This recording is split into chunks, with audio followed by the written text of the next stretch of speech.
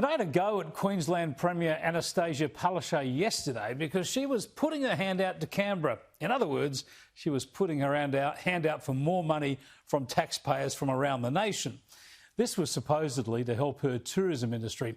But as I pointed out, this was the height of hypocrisy because it was her draconian and extended border closures to other parts of the country, especially New South Wales, that have been doing the damage to her own tourism industry. Palaszczuk wants the rest of the country to pay for her overreach.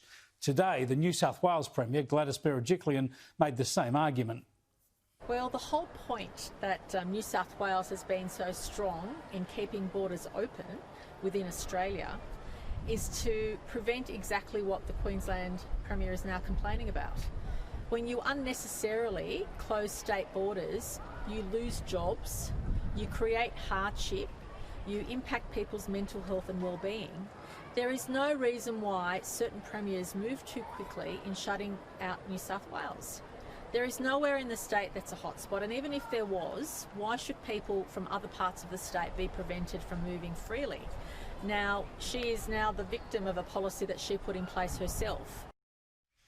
Well said, Gladys Berejiklian. Who could argue with that logic? She is head and shoulders above the other premiers in the way she's handling this pandemic. You can't keep shutting your own borders, making great political capital out of keeping southerners away from your state, even boasting about how you won't let your near neighbours cross your state borders to use your hospitals, like Annastacia Palaszczuk has done, and then complain when your tourism industry suffers.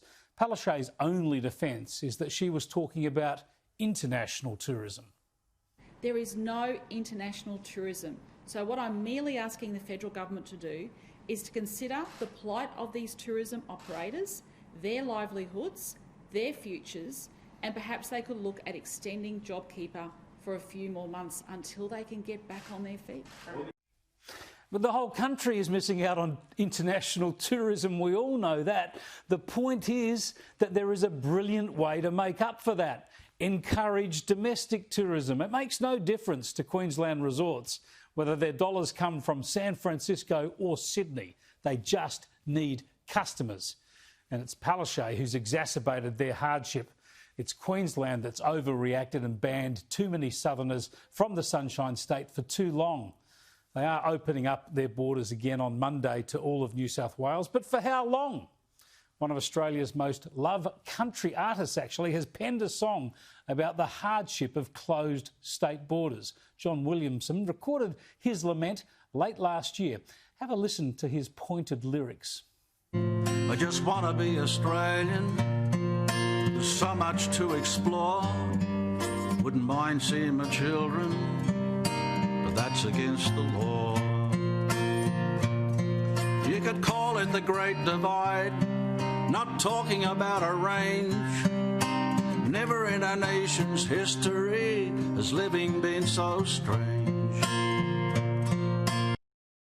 Yeah, strange days indeed. As John Lennon once said, these times are strange and difficult enough, aren't they, without premiers playing tough and making it harder for everyone by slamming borders shut, by dividing Australia.